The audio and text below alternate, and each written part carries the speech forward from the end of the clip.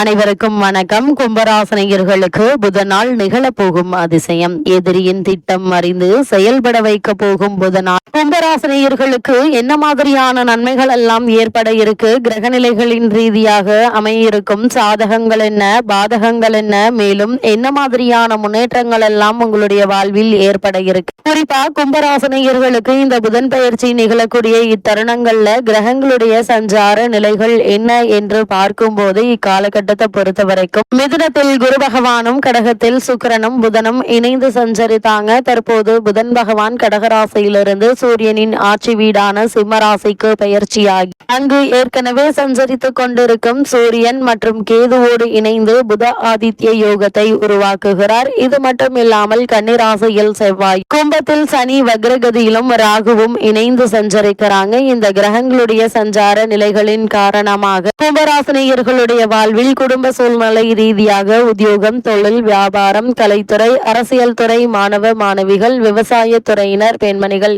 அனைவருக்குமே என்ன மாதிரியான நன்மைகள் எல்லாம் ஏற்பட இருக்கு என்பது குறித்தான முழுமையான பதிவை தான் இந்த வீடியோல நம்ம விரிவா பார்க்க போகிறோம். அந்த வகையில் புதன் பகவானை பற்றி சற்று விரிவாக தெரிந்து கொள்வோம். அந்த வகையில் ஜோதிட சாஸ்திரத்தின்படி புதனை வித்தை காரகன், வித்யா காரகன் என்று சொல்வார். மாதுளக்காரகன் என்று சொல்லும் வழக்கமும் உண்டு. அது மட்டுமில்லாமல் புதனை பொறுத்த வரைக்கும் பொன் கிடைத்தாலும் புதன் கிடைக்காது என்று சொல்வார்கள். அதாவது இந்த இடத்தில் பொன் என்பது செல்வத்திற்கான அதிபதி குருவை குறிக்கும். ஜாதகத்தில் குருவினுடைய பலம் இருப்பதை விட புதன் பலமாக இருக்க வேண்டும் என்பதையே சூட்சமமாக குறிப்பிட்டுள்ளனர். கல்வி, கலை, வித்தைகளுக்கு அதிபதி புதன் கிரகம். எந்த ஒரு விஷயத்தையும் கண்ணால் பார்த்தவுடன் அதை கையால் செய்வதற்கு புதனுடைய அனுகிரகம் வேண்டும். கற்றவர்களுக்கு சென்ற இடமெல்லாம் சிறப்பு. நன்கு படித்தவர்கள் கை நிறைய சம்பளம் வாங்குவதை கண்கூடாக பார்க்கிறோம். நம் வாழ்க்கைக்கு அடிப்படையான கல்வி செல்வத்தை வழங்குபவர் புதன் பகவான். அப்படிப்பட்ட புதன் பகவான் ஒரு விசித்திரமான கிரகம். செவ்வாயை போலவே புதனும் இரு அதிபத்திய கிரகமாகும். ஜோதிட ஆச்சரியமாக மிதுனத்தில் ஆட்சி பெறும். புதன் ஆட்சி வீடான கன்னியில் உச்சம் பெறுகிறார். மீனத்தில் நீச்சம் அடைகிறார். அறிவு, ஞானம் இரண்டிற்கும் இவரே அதிபதியாகி படிப்பறிவு, பட்டறிவு இரண்டையும் மனிதனுக்கு உணர்த்துகிறார். விஞ்ஞானம், மெஞ்ஞானம் இரண்டிற்கும் காரணமாக திகழ்கிறார். இப்படிப்பட்ட புதன் பகவானை நாம் எவ்வாறு வணங்க வேண்டும் என்று பார்க்கும்போது புதன் பகவானை புதன்கிழமை என்றல்லாமல் நவகிரக புதன் பகவானை எந்த நாளில் வேண்டுமானாலும் வந்து வணங்கலாம். நவகிரக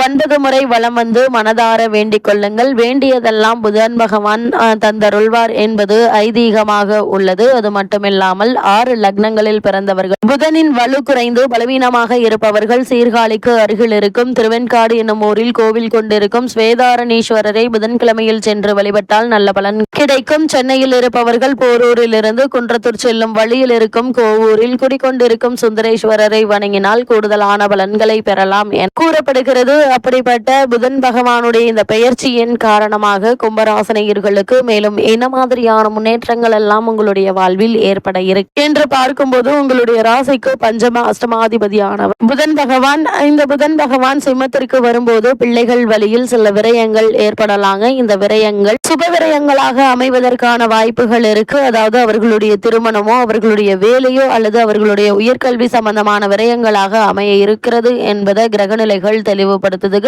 அவர்கள் இருக்கும் இடத்தில் இருந்து மார்கள் கூட வரலாங்க. வெளிநாடு சென்று படிக்க விரும்புபவர்களுக்கு அவை கை கூட இருக்கு. வீடு மாற்றம் என்பது கும்பராசனையர்களுக்கு தற்போது திருப்திகரமாக அமையும் என்பதுல எந்த ஒரு சந்தேகமும் இல்லைங்க. அதே போல் கும்பராசனையர்களை பொறுத்த வரைக்கும் வாடகை வீட்டில் இருப்பவர்கள் சொந்த வீடு வாங்கி செல்லும் யோகம் உண்டுங்க. புதிதாக இடம் வாங்கி வீடு கட்டுவது சம்பந்தமான முயற்சிகளை மேற்கொண்டு வரும் கும்பராசனையர்களுக்கும் கூட நல்ல ஒரு முன்னேற்றத்தை இப்போ நீங்கள் தாராளமாக எதிர்பார்க்கலாங்க. உத்தியோகத்தில் இதுவரை தாமதமான இடமாற்றம் இப்போது கிடைக்க இருக்கு. சில முக்கிய முடிவுகளை அனுபவஸ்தர்களை கலந்து ஆலோசித்து எடுப்பது நல்லது. சிம்மத்தில் இருக்கும் சூரியனோடு புதன் சேருவதால் புத ஆதித்ய யோகம் உருவாகுகிறது. எனவே அரசியல் உலகில் ஈடுபட்டிருப்பவர்களுக்கு புதிய பொறுப்புகள் கிடைக்க இருக்குதுங்க. உயரதிகாரியின் நிர்பந்தத்தின் காரணமாக தடைபட்ட பதவி உயர்வு இப்போது கிடைப்பதுடன் இடமாற்றமும் சேர்ந்து வரலாம் என்பது கிரகங்களுடைய சஞ்சார நிலைகள் தெளிவாகவும் உறுதியாகவும் எடுத்து காட்டுதுங்க. காரணமே இல்லாமல் உங்களுக்கு மறுக்கப்பட்டு வந்த பதவி உயர்வு,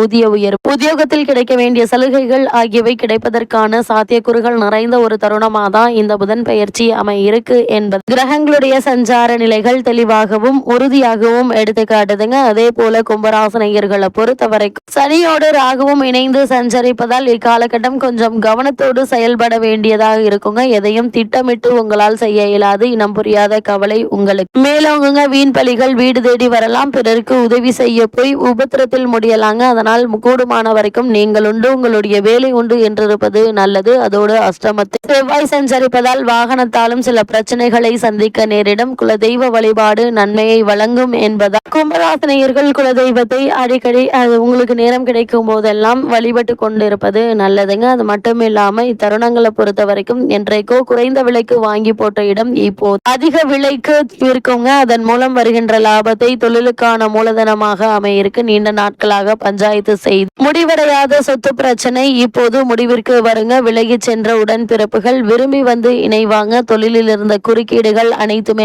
நல்ல ஒரு முன்னேற்றத்தை இப்போது நீங்கள் தாராளமாக எதிர்பார்க்கலாங்க. எதிர்பாராத பல முன்னேற்றங்கள் ஏற்பட இருக்கு. இத்தருணங்களை பொறுத்த வரைக்கும் திருமண தடைகள் அகல இருக்கு. தெய்வீக சிந்தனைகள் மேலோங்குங்க. பெற்றோர் வழியில் இருந்த பிரச்சனைகள் அகல இருக்கு. பிரபலங்கள் ஒத்துழைப்போடு இல்லத்தில் நல்ல காரியங்கள் நடைபெறுவதற்கான சாத்தியக்கூறுகள் நிறைந்த ஒரு தருணமாக தான் இந்த புதன் பெயர்ச்சி அமைஞ்சிருக்குதுங்க. அது மட்டும் இல்லாம கும்பராசனையர்களை பொறுத்த வரைக்கும் உங்களுடைய ராசிக்கு 2-11க்குரிய குரு பஞ்சமஸ்தானத்திலிருந்து ராசியை 11ஆம் இடமான லாபஸ்தானத்தையும் பார்ப்பது சிறப்பு வாய்ந்த ஒரு கிரக சஞ்சாரம் என்று தாங்க சொல்ல வேண்டும். குருவினுடைய பார்வையால் நல்ல மாற்றங்கள் ஏற்பட இருக்கு. தொழில் வளர்ச்சி லாபம் போன்றவற்றை நீங்கள் இப்போது தாராளமாக எதிர்பார்க்கலாம். தொழில் சம்பந்தமான புதிய முயற்சிகள் வெற்றி பெற இருக்குங்க. 5க்குரிய புதன் 6ல் அமர்வதால தகவல் தொழில்நுட்பம் பத்திரிகை தொழில் உள்ளவர்களுக்கு முன்னேற்றம் உண்டு. மேலதிகாரிகளால் பாராட்டப்பட இருக்கீங்க. புதிய ஒப்பந்தங்கள் மூலம் வாழ்வில் மற்றொரு படிக்கு முன்னேறி விடுவீர்கள் என்பதை கிரக நிலைகள் தெளிவுபடுத்துது. உங்களுடைய ஐடியாக்கள் ஏற்றுக்கொள்ளப்படுங்க. குருவினுடைய பார்வையால் ராசி